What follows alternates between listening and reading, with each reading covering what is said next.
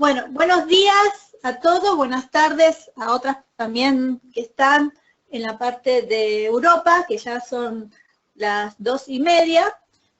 Mi nombre es Cristina López Galarce, soy perito grafóloga a título oficial, diplomada en grafopsicología, especialista en forense emocional, profesora de procedimientos policiales. Ahí tienen mi email, pero cualquier cosita me pueden buscar como Cristina López Galarce por Facebook o directamente escribirle al comisario Ernesto Santamaría, que él se va a contactar conmigo. El tema que yo voy a dar es sobre Kay Hunter Jesperson, el asesino de la carita feliz.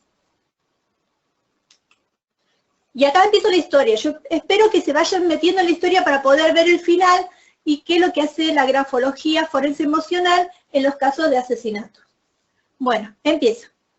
Kay Hunter Jesperson nació el 6 de abril de 1955, o sea que dentro de 2 días cumpliría ahora 61 años, porque todavía está preso, ¿no? Él es un asesino en serie canadiense, conocido como el asesino de la carita feliz, por las caras sonrientes que dibujaba en sus cartas a los medios periodísticos y a los fiscales. Kay tuvo una infancia violenta y turbulenta en virtud de tener un padre dominante y alcohólico. El padre le pegaba mucho desde niño y fue también tratado muy marginado por su familia. En la escuela y en el barrio, los demás niños se burlaban de él porque él era mucho más alto y mucho más grandote que los niños de su edad. El padre lo castigaba muchas veces con descargas eléctricas, por cuando él se portaba mal, por su mal comportamiento, y en otras ocasiones lo golpeaba y humillaba en público. Cuando Kay Jesperson tenía 6 años, experimentó por primera vez lo que era matar a seres vivos. Él empezó a buscar las cuevas de los topos y golpearlos con martillo. Él se llevaba inspirado por los juegos de la época, que todavía en algunos lugares hay estos juegos, que sale el topito y uno le pega con el martillo y va sacando puntaje, se juega de a 2. Bueno, él inspirado en sus 6 añitos en este juego, empezó matando a los topos de verdad con martillos, ¿no? Cuando Jesperson cumplió los 20 años, y mientras vivía con su padre en un parque con casas rodantes en el estado de Washington, él tuvo su primera práctica de matar a los animales más grandes. Él quería experimentar, porque primero mataba a topitos o animales pequeños, ¿no? Como pájaros. Entonces empezó a arrastrar perros y gatos callejeros a un campo cerca de donde él vivía y los golpeaba hasta la muerte con una pala. Pero antes de que muriera lo iba estrangulando con sus propias manos o le disparaba con su pistola de aire comprimido. Jesperson ahí se dio cuenta que esto de ir asfixiando a los animales hasta que muriera le gustaba. Hoy en día no es ningún secreto que los que demostraron ser propensos hacia la violencia y el abuso de los animales durante sus años infantiles se han convertido en los futuros criminales más violentos en la historia. Jesperson, cuando era adolescente, decía que él se asemejaba a Arnold Schwarzenegger. ¿Por qué? Porque él hacía que jugaba a la guerra y los animales eran los enemigos. Entonces les gustaba ver cómo los animales se ponían en cuclillas, se achicaban así y se orinaban encima por el miedo que le tenían a él. Él mismo comentó que disfrutaba del miedo que infundía a los animales y tenía el placer de ver y sentir la vida al drenar literalmente a esos animales hasta que estos perecían. O sea, a él le gustaba ver cómo el animal sufría, ¿no? Ante la fuerza de él mientras lo iba matando. De niño, cuando él tenía 10 años, ya intentó matar a 3 niños, 3 compañeritos. Al primero lo golpeó tan fuerte que fue separado por el padre del otro niño, que se salvó porque estaba el papá. Al segundo lo intentó ahogar en un lago, que un hombre que pasaba pensó que estaban jugando y se dio cuenta que el niño se estaba ahogando. El chico llegó a perder el conocimiento. Y al tercero lo quiso ahogar en una pileta de natación. ¿Vieron cuando los chicos juegan que están 2 chicos jugando en la pileta y hay uno que le agarra la cabeza y lo hunde? Bueno, él hacía que lo sumergía mucho más tiempo la cabeza debajo del agua. Si no hubiera sido por el salvavidas, el nene no se hubiera salvado. Ya de grande, Jesperson comentaba que para él, desde su recuerdo, desde niño y adolescente, decía que matar para él no era nada, era la misma sensación si estaba estrangulando a un animal o a un ser humano. Él dice que ha sentido la presión sobre la garganta de ellos mientras trataban de tomar aire. En realidad, estaba quitándole la vida a estos animales y no había mucha diferencia entre ellos y las personas, porque ambos luchaban por su vida tanto como un ser humano lo haría. O sea, le daba lo mismo matar a seres humanos como a animales. Jesperson se graduó en el colegio en el año 73, pero él no asistió a la universidad porque el padre le dijo que no era lo suficientemente inteligente para seguir estudiando. El padre era muy manipulador, era de los padres que te dicen, vos no servís, vos sos un inútil, ¿para qué vas a seguir estudiando si vos no servís para nada? ¿Por qué no te pones a trabajar en vez de estudiar? Bueno, entonces lo que hizo fue buscar un trabajo y lo que consiguió fue un empleo como chofer de camiones de esto de mercadería que va de un estado a otro. Entonces él podía viajar por todo Estados Unidos llevando mercadería de un extremo a otro. En 1975, después de una larga relación con Rose, Huke se casa con ella y tienen 3 hijos, 2 nenas y un nene. En ese tiempo ella conducía un camión porque para mantener a su familia, pero ella como que ya tenía un camión fijo, ¿no? Nunca el camión era de él, siempre era de la empresa, pero ya tenía como que antigüedad para manejarse por sí solo y sin tener compañero. Acá hay una foto que la pueden ver a Kate Hunt Jesperson con su esposa Rose.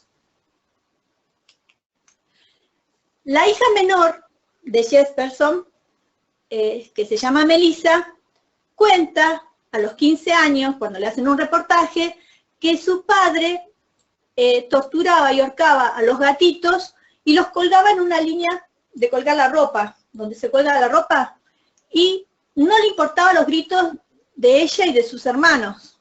Ella en ese momento tenía 5 años, y esa imagen le quedó grabada. Ahí está Melissa a los 5 años junto con su papá, y en la otra foto ven a las 2 nenas, a Rose y el padre. ¿Ves que Jesperson es grandote?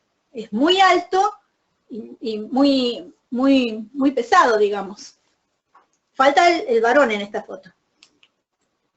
Bueno, en otra ocasión, siempre hablando de Melissa, Melissa cuenta que Jesperson inmovilizó un gato, le torció la cabeza al animal hasta que su cuello se rompió y dejaba que sus hijos observaban mientras él iba retorciéndole la cabeza al gato. Dice Melissa que ella recordaba la mirada al rostro del padre, cómo disfrutaba mientras hacía esto. Ella contó que el papá nunca les pegó a ellos, a ninguno de los 3 hijos, pero ella se sentía incómoda porque él hacía conversaciones sexuales gráficas y recordaba desde los 5 años cómo él mataba a los animalitos. Entonces esas cosas es lo que ella le temía del padre. Después de 14 años de matrimonio,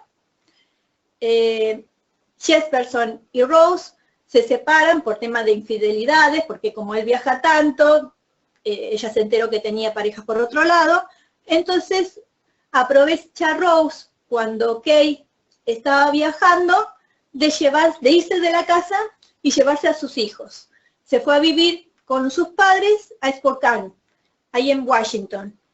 Y Jesperson los podía ver solamente cuando pasaba por Washington con el camión e iba a visitarlo, pero los chicos nunca más volvieron a la casa de Jesperson. Como bueno, ya no estaba con las obligaciones de sus hijos y ya estaba separado, él se sintió soltero nuevamente. En ese entonces tenía 35 años. El sueño de Jesperson, ¿qué era?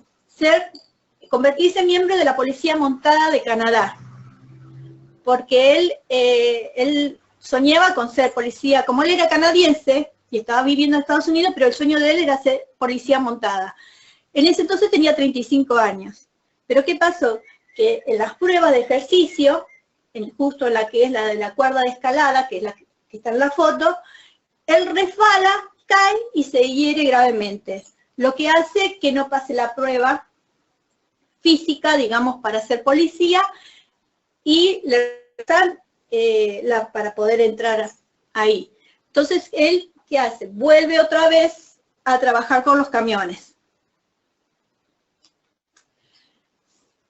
En una noche del martes 23 de enero de 1990, estaba esta chica Tania Pennett, de 23 años. Ella decidió ese martes salir a tomar unas copas y encontrarse con algunos amigos en una taberna. Tomó su bolso, tomó su paraguas, porque estaba medio que estaba frío, húmedo, medio que llovía. Se lleva su coche y se dirige a la taberna B&I, que era uno de los lugares favoritos y en donde ella siempre se encontraba con sus amigos. Cuando llega a la taberna, Tania empieza a beber por momentos cerveza y por momentos vino. Y así fue alternando, cerveza, vino, hasta que quedó embriagada. Según los familiares y los amigos, Tania era mentalmente lenta y un poco retrasada, pero no era enferma mental, sino que era más bien quedada. Era una chica menudita, chiquita, ¿no? Y ya en ese momento estaba ebria. Cuando a Tania no le llamó la atención de Jesperson, que estaba en la barra, pero Jesperson ya la había visto a ella. Entonces lo que hizo él fue, cuando vio que ella estaba mirando cómo jugaban los amigos al billar, se acercó con una copa y le invitó a tomar algo. Ella, que ya estaba tomando cerveza, dijo sí, y le aceptó la copa y se fue a hablar con Jesperson. Entonces, ella, sin darse cuenta, al acercarse a hablar con él, empezaría ahí una serie de eventos que pondría fin a su joven vida, ¿no? Bueno, hacer amistad con Tania fue bastante fácil. ¿Por qué? Porque ella confiaba en todo el mundo y aún no había aprendido realmente lo horrible que algunas personas pueden ser. En eso, Jesperson en un momento se excusa y sale a la taberna. Y no le dice a Tania por qué. Cuando él regresa, se acerca a Tania y le dice que le invitaba a cenar, porque ya era de noche. Pero cuando revisa su cartera, ve que la cantidad de dinero que él tiene no era suficiente para comprarle la cena y mucho menos para invitarla a Tania. Entonces le dice a Tania que él tiene más dinero en su casa y que él vive cerca de ahí. Entonces le dijo a Tania si lo acompañaba a su departamento. Tania voluntariamente accedió a acompañarlo, porque era cerca de ahí de la taberna. Y cuando llegaron, ella lo siguió adentro, sin saber que la búsqueda del dinero había sido más que una artimaña para separarla de la taberna y de sus amigos. Y en lugar de recuperar la plata para comprar la cena, él la convenció para tener relaciones sexuales. O sea, la sacó del lugar donde ella estaba con los amigos ahí, segura, se la llevó a su casa con la mentira de la comida y al final consiguió lo que él quería, tener relaciones sexuales con ella.